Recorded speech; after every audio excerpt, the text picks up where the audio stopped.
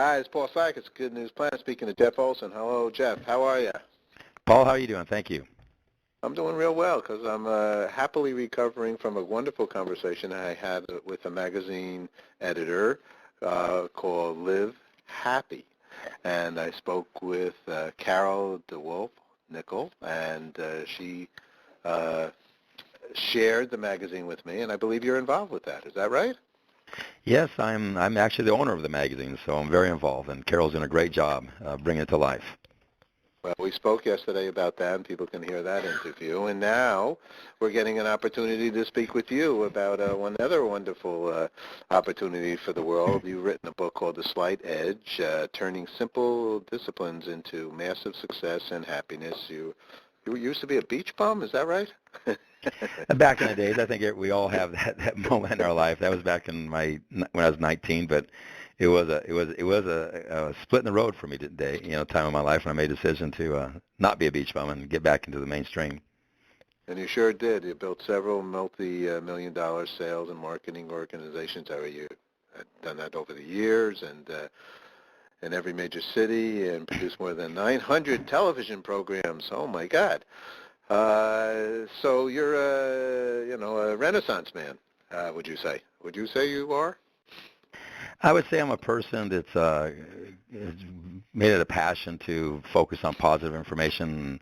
That's why I did the TV network. I was a network. It was solely dedicated to positive information, whether it was your family, your finances, your health, relationship, and I just think there's a lot of negative out there, and there needed to be a positive channel, and that's what we did. We built a private TV network and produced 937 shows around it, and it was just about giving people a choice. And so you might call that Renaissance. I think it's just it's just good food for the soul and the mind.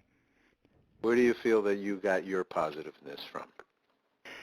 Well, good question, because I really grew up pretty normal. I grew up average student, average social skills, average athlete, and those type of things. Grew up without a father, grew up kind of poor, so none of those things would be what you call the formula. But I had a great mom, and I think I just had a great desire once I made a decision not to be a beach bum anymore, to apply myself. And it's just, it has to happen internally. I mean, you can have other people encouraging you and stuff, but eventually something has to, click inside you that you're going to start doing the things that other people are not willing to do. And that's what happened to me. Well, one of the areas that you speak about, learn from mentors here in the Slight Edge in your book. So was your mom a mentor for you, or who've been some of the mentors for you? I'd say my mom was a mentor of integrity more than anything else. I really didn't have a mentor in my life, a male mentor or even a grown-up mentor, until I was just getting out of undergraduate school, going towards graduate school, and I got hired by a guy named Clyde Scher, who was a very successful man, and he, for some reason, saw something in me and spent time with me, and he to this day, he's passed on. He doesn't realize how his belief in me was so big, and me getting me to believe in myself, and get me to think I could do things just because if he thought I could, then most certainly I should be able to. And so I think mentorship's neat. I am this last year was the biggest supporter of Big Brothers Big Sisters. Actually, I eked out a Nike to do that, and so I'm really big on mentorship, and I think Big Brothers Big Sisters is a big part of it. And everybody has a mentor, whether it's good or bad. And so I was just lucky to have a gentleman come along at the right time in my life, believe in me when I probably didn't believe in myself, and just started a chain reaction in my life. Well, let's talk about believing in yourself, and we've done a bunch of shows with the Boys and Girls Club over the years. I hear that self-esteem is the most important part of our life to actually live a healthy and a happy life, and it's not always so easy to have. What do you think? Well, I think the biggest gift you give a child is self-esteem, because the reality is, what most people don't realize, easily 95% of decisions that you make that impact your life, you make when you're by yourself. You don't make them in a group session. You make it's pretty much a solo journey. You're by yourself and you make these decisions, and you got to have certain philosophies that guide those decisions. And self-esteem is a big one, because a person doesn't have self-esteem will shy away from those decisions sometimes, or might make the wrong decisions. And so it's almost acts like the sails of a sailboat or the rudder of a sailboat. It gives you direction, and it's very important. And the truth is, a lot of self-esteem to this day, to a certain degree, is, I think, harder to get, because we don't live in a society that is maybe village-oriented, where the village raises the child, and we're kind of raised with the media, which to a certain degree, leans towards the negative side and the sensational side of life. And so we're not being given the things that create internal self-esteem. And again, without self-esteem, and you're sitting there, out of 1,000 decisions you make that matter in your life, probably 950 of those you do by yourself. And without self-esteem, you don't really have good guidance in making good decisions, in my opinion. Is there some simple, going back to the slight edge and to your book, Turning Simple Disciplines into Massive Success and Happiness, are there some simple disciplines that come to the forefront and that we should pay some heed to? Well, I'll try and give this a short answer that's going to be a teeny bit long. But when one of the biggest things that made me write that book was watching these, when I was producing these shows, and I saw these people with great content, New York Times bestsellers, lecturers, and authors, great content, but they were selling their concepts around quantum leap. If you take my information, you'll fix your life in 90 days, 120 days. And at first I thought that was good, but then I saw that after most people didn't get the results they wanted in 90, 120 days, two things would happen. They lose belief in the information, or they lose belief in themselves. And so it wasn't that the information was wrong, it was the philosophy by which they did that. And so this book was about you realizing those little decisions matter. And the best way I can describe this is in examples, because the book's full of examples. I actually wrote this book 8 years ago to just get it out of my head because I was teaching it all the time. And I gave it to 200 friends, and that turned into over 1 million books around the world, and through one phone number where you could get it. So I decided to actually rewrite it and make it a real book and put it on the bookshelves, which we just did 2 weeks ago. But it grew organically, okay? And it grew thousands of stories coming back for people how they changed their health, their finances, relationships. And none of these people did anything that every person listening right here can't do. They just had a philosophy to make it happen. For example, I had a lady, this came up to me last week, said I lost 100 pounds. I've done every diet there is in the world to do. None's ever worked. I read your book, and I lost 100 pounds. Well, this is not a diet book at all. It's a philosophy about how to do diets. It's the book that makes the precursor that makes other books work. And a good example of doing a diet is this lady who did every diet book, she knows what to do, but she has to understand how her decisions, like you were talking about earlier, self-esteem decisions, how that matters. If you eat a salad today, are you healthy today? No. If you don't eat a salad today, do you get unhealthy today? No. The difference between doing what's good for you and what's bad for you is so subtle, so insignificant, so unmeasurable.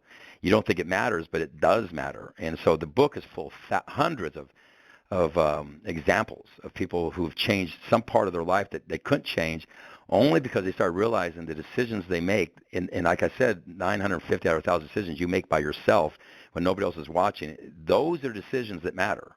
It's in those little decisions that seem to make no difference at all in the act of doing them, but they just do them over and over and over, persistently over a long enough period of time. So that's the slide is just about. It's just about that part right there, that moment of decision and understanding that they do matter compounded over time.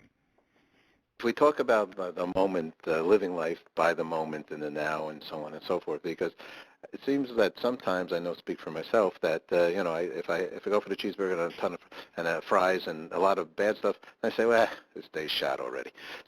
So right. It's not falling down during the day. I mean, oh geez, look at that bill, or whatever it is, or some other kinds of things, illness or the real kinds of things. So how do you hold on to yourself so you don't, it doesn't keep the machine doesn't keep ticking in a bad way?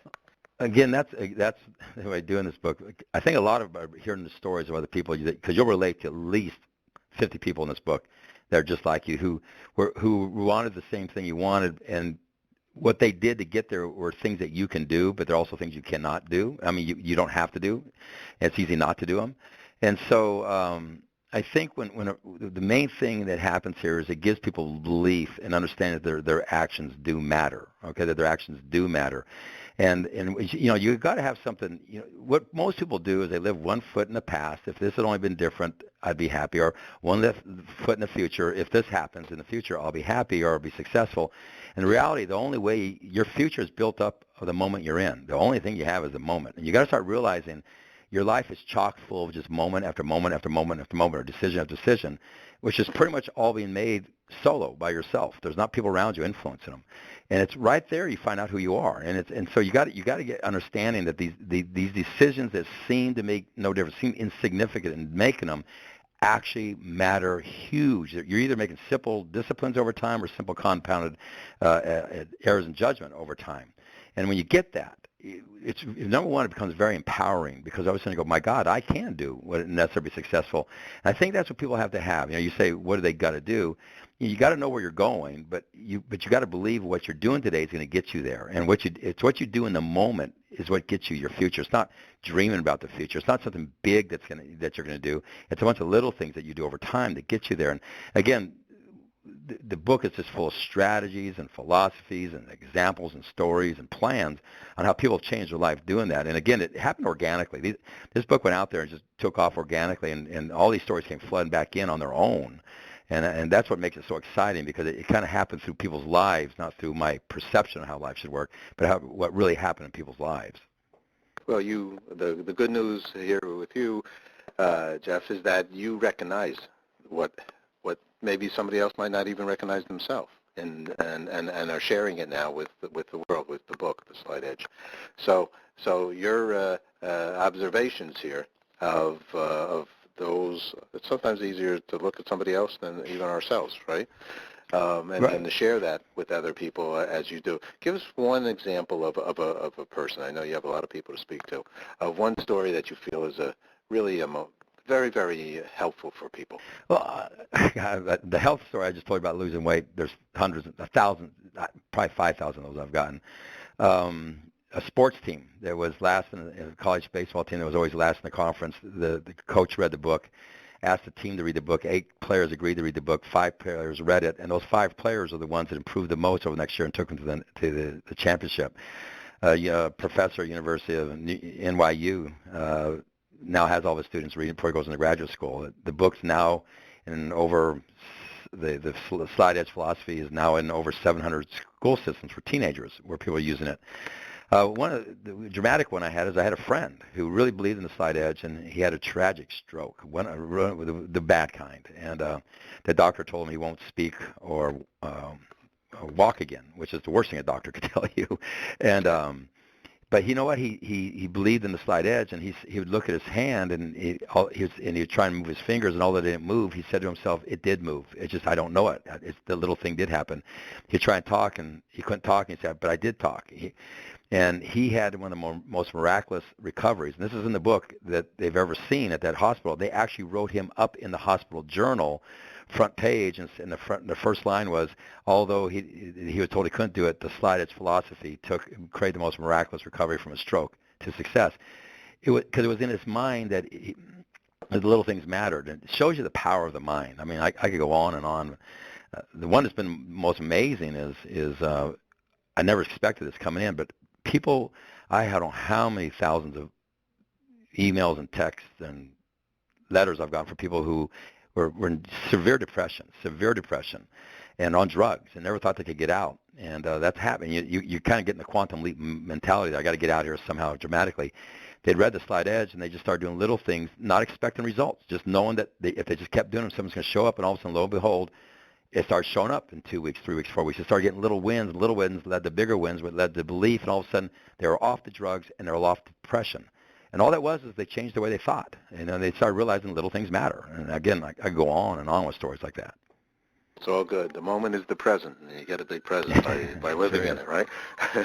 All right, last question, then. Thank you very much for sharing this, and a lot of good stuff. Is there a website that we should tell people to go to? Slightedge.org is a good site to go to. There's a community there. There's a lot of stories there, people interacting with each other. It shows you how to get involved with things. So slightedge.org is a great place to go.